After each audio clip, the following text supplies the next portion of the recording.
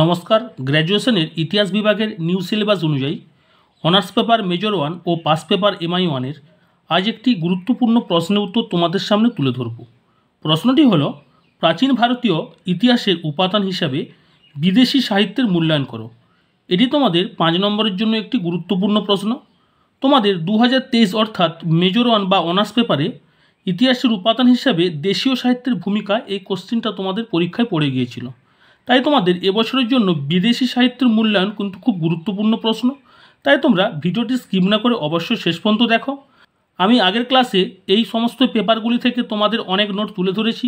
যারা এখনও পর্যন্ত ভিডিওগুলি দেখে উঠতে পারোনি বা যারা আজ আমার চ্যানেলে নতুন, তারা অবশ্যই চ্যানেলটি সাবস্ক্রাইব করে পাশে থাকা বেল আইকনটি অল করে নাও। তাহলে তোমরা ধারাবাহিক ভিডিও বা নোটসগুলি পেয়ে যাবে।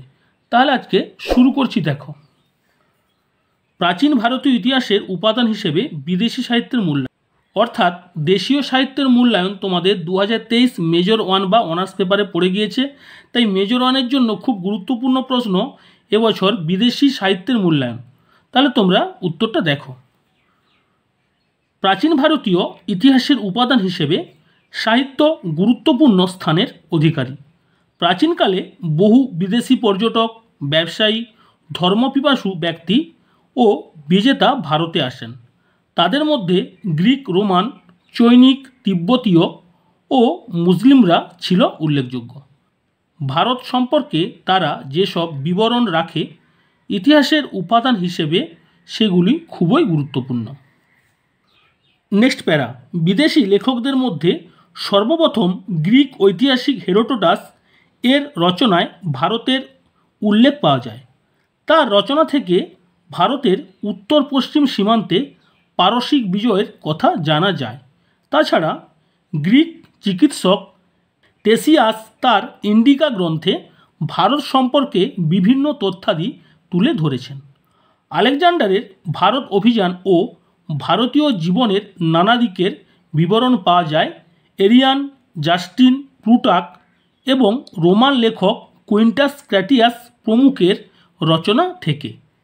এছাড়া গ্রিক লেখক মেগাস্থেনিস তার ইন্ডিকা গ্রন্থে মৌর্য সাম্রাজ্য ও সমকালীন ভারত সম্পর্কে নানান গুরুত্বপূর্ণ তথ্যাদি তুলে ধরেছেন। খ্রিস্টপূর্ব 2য় শতকে পলিবিয়াসের সাধারণ ইতিহাস বা জেনারেল হিস্ট্রিতে তিনি বাল্লিক গ্রিকদের আক্রমণের কাহিনী পরিস্ফুট করেছেন। তাছাড়া বিশেষত খ্রিস্টীয় 1ম শতকে জৈনিক অজ্ঞাতনামা গ্রিক নাবিক রচিত Periplus of the Erythraean Sea বা ভারত মহাসাগরে ভ্রমণ, খ্রিস্টীয় 2য় শতকে গ্রিক লেখক টলেমির ভূগোল এবং খ্রিস্টীয় 1ম শতকে রোমান পণ্ডিত প্লিনি রচিত প্রাকৃতিক ইতিহাস বা ন্যাচারাল হিস্ট্রি ভারত ইতিহাসের গুরুত্বপূর্ণ উপাদান। এই 3টি গ্রন্থ থেকে ভারতের বিভিন্ন বন্দর, পোতাশ্রয়, আমদানি রপ্তানি দ্রব্য, জীবজন্তু, লতা গুল্ম, খনিজ সম্পদ এবং রোম ভারত বাণিজ্য সম্পর্কে নানা মূল্যবান তথ্য পাওয়া যায়। তারপর তোমরা প্যারা করবে। নেক্সট প্যারা, ভারতে শক, পল্লব ও কুষাণ ইতিহাসের ক্ষেত্রে চৈনিক বিবরণ খুবই গুরুত্বপূর্ণ। চীন দেশীয় ইতিহাসের জনক সুমা কিয়েন রচিত ইতিহাস, ফাইহেন রচিত ফোকুওকিং, হিউয়েনসাং রচিত সি ইউকি, এছাড়া ইৎসি এর বিবরণ উল্লেখযোগ্য।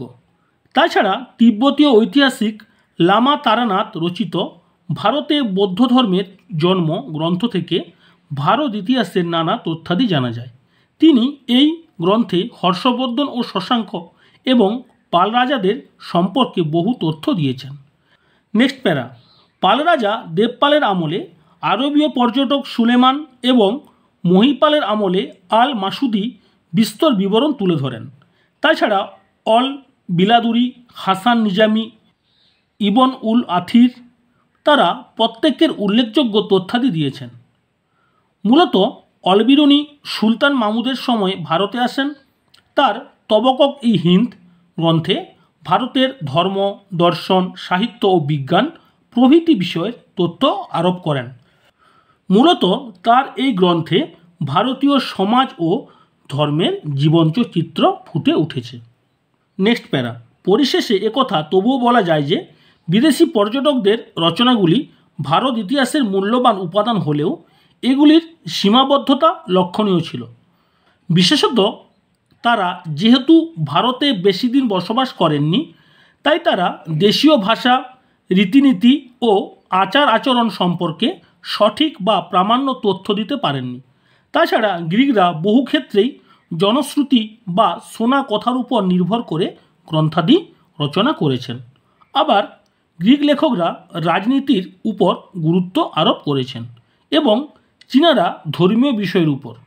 তাও এ সত্ত্বেও এইসব বিবরণ ভারত ইতিহাসের গুরুত্বপূর্ণ উপাদান। তাহলে আজ তোমাদের কাছে এই পেপারগুলি থেকে একটি গুরুত্বপূর্ণ প্রশ্নের উত্তর তুলে ধরলাম।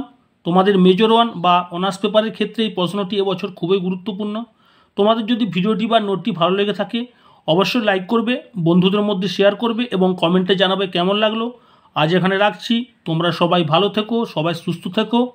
আমি আজ যে কিছু তোমাদের প্রশ্নগুলো বাকি রয়েছে সাজেশানের মধ্যে, এবছর যে তোমাদের সাজেশান দিয়েছি 24-এর ক্ষেত্রে, সেগুলো আমি তোমাদের তুলে ধরবো।